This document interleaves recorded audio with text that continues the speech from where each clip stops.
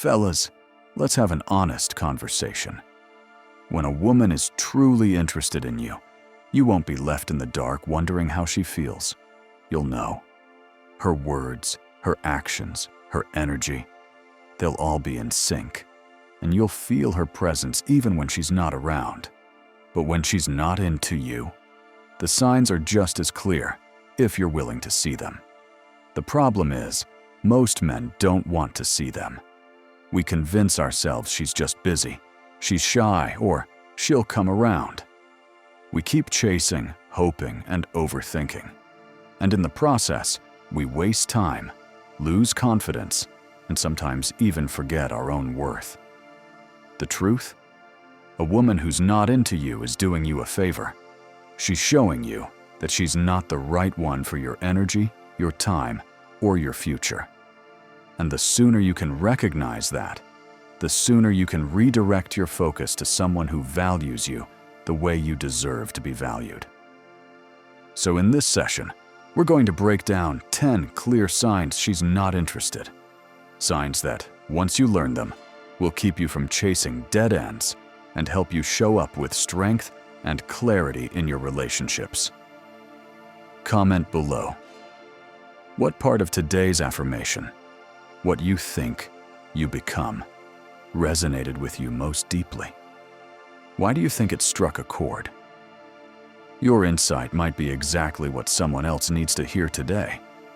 And if you're serious about changing the way you think and showing up as your highest self every single day, make sure to subscribe and turn on notifications so you never miss your daily mental reset.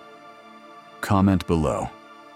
What part of today's affirmation, what you think, you become, resonated with you most deeply? Why do you think it struck a chord? Your insight might be exactly what someone else needs to hear today. And if you're serious about changing the way you think and showing up as your highest self every single day, make sure to subscribe and turn on notifications so you never miss your daily mental reset. Chapter 1. The Trap of Endless Giving. At first, it feels noble. You give because you have more than enough, or because you remember the pain of having nothing. You give your time, your energy, your attention, your resources. And for a while, you feel proud of it. You feel human. But here's the hidden trap. When you become a constant giver, you unintentionally train people to see you not as a person, but as a resource. The Stoic philosopher Epictetus said, "First say to yourself what you would be, and then do what you have to do." If you do not decide who you are, the world will decide for you.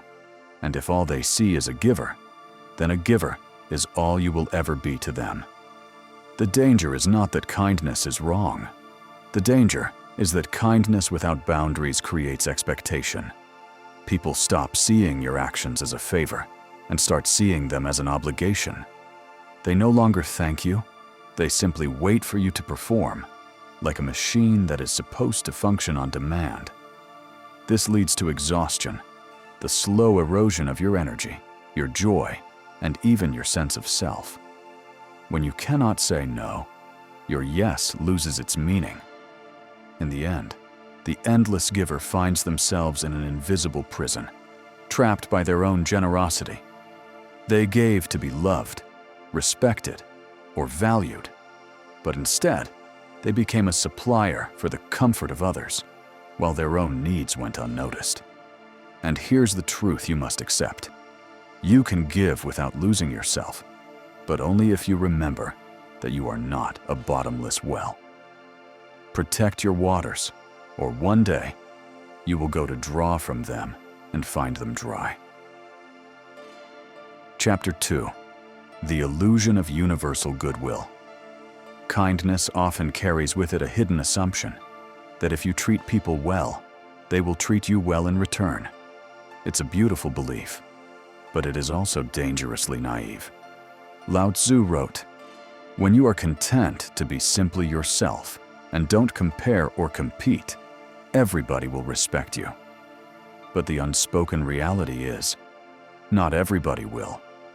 There are people who see kindness not as a gift, but as an opening, an opportunity to take advantage. In their eyes, your compassion is weakness, your patience is passivity, and your willingness to help is a signal that they can push boundaries without resistance. The ancient strategist Sun Tzu warned in The Art of War, "If you know the enemy and know yourself, you need not fear the result of 100 battles." While life is not always a battlefield, the same principle applies. You must understand that not everyone you meet will play fair. Kindness can blind you. It can make you assume a shared morality that simply doesn't exist in everyone. And once you believe everyone operates under the same moral compass as you make yourself an easy target for those who don't. In time, the overly trusting kind person discovers that their good intentions are not universal currency. Some will take the gift and return nothing.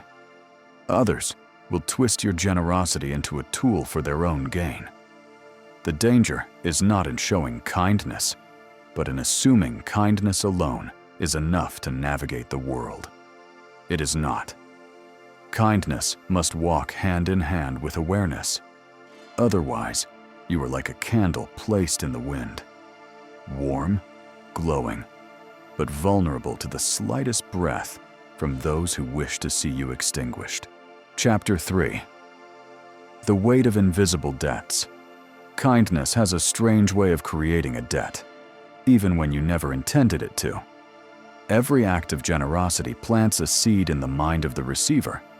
Some feel gratitude and nurture that seed. Others let it rot, allowing resentment to grow in its place. It seems illogical. How could someone resent you for helping them? Yet history and psychology prove this truth. People don't always like to feel indebted. Your act of kindness, instead of inspiring loyalty, can remind them of their own weakness, their own dependency, their own inability to stand without help. The French philosopher François de la Rochefoucauld observed, "We are more concerned about the return we make for favors shown us than about the favors we show others."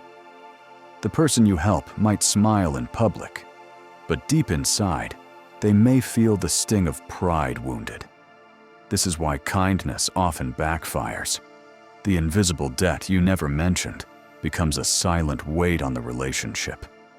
They either avoid you to escape the feeling of owing you, or they turn against you to even the scales in their own mind. In time, you begin to notice the irony. Those you helped the most are often the ones who drift away or turn cold. Not because you wronged them, but because they cannot bear the mirror your kindness holds up to their life. The lesson? Give freely, but without attachment to outcomes. Expecting loyalty in return for kindness will only invite disappointment. And when you help, do so in a way that preserves dignity, yours and theirs. For sometimes, the smallest kindness that doesn't wound pride is better than the grandest gift that makes someone feel small. Chapter 4. The erosion of self-respect. There is a dangerous point in a kind person's life when their kindness is no longer about others. It's about fear. Fear of rejection. Fear of conflict. Fear of being disliked. When this happens, kindness stops being a choice and becomes a survival strategy. You say yes when you want to say no. You smile when you want to frown. You agree to things that eat away at your peace simply because you don't want to risk someone's disapproval. The philosopher Marcus Aurelius warned, "It is not death that a man should fear, but he should fear never beginning to live." Living only to please others is not living at all. It is a slow, silent death of the self. The more you condition yourself to avoid confrontation through kindness, the more you betray your own values. And each time you betray yourself, your self-respect erodes. You stop seeing yourself as someone worth defending. You start to believe that other people's comfort is more important than your own truth. Here's the hidden danger. The world can sense when you no longer value yourself. And when people see that you are willing to discard your own needs to keep them happy, they will, consciously or unconsciously, discard you too. Kindness, when it costs you your self-respect, is no longer kindness. It is self-abandonment. And self-abandonment is a silent killer of the soul. The way forward is not to harden your heart, but to pair your compassion with courage. To say, I care for you, but I will not harm myself to protect you. This is not selfishness. This is the balance that allows kindness to remain a virtue instead of becoming a weapon against yourself. Comment below. What part of today's affirmation, what you think you become, resonated with you most deeply? Why do you think it struck a chord? Your insight might be exactly what someone else needs to hear today. And if you're serious about changing the way you think and showing up as your highest self every single day, make sure to subscribe and turn on notifications so you never miss your daily mental reset. Chapter 5. Building mental resilience, strength for the journey. Beloved, life is not a straight path of ease and comfort. The road to success is paved with trials, obstacles, and seasons of testing. Many begin with passion, but few endure with patience. Why? Because they lack resilience. Resilience is the spiritual toughness of the mind, the ability to withstand pressure, to rise again after falling, and to keep moving even when everything within cries, quit. The scriptures reveal this pattern clearly.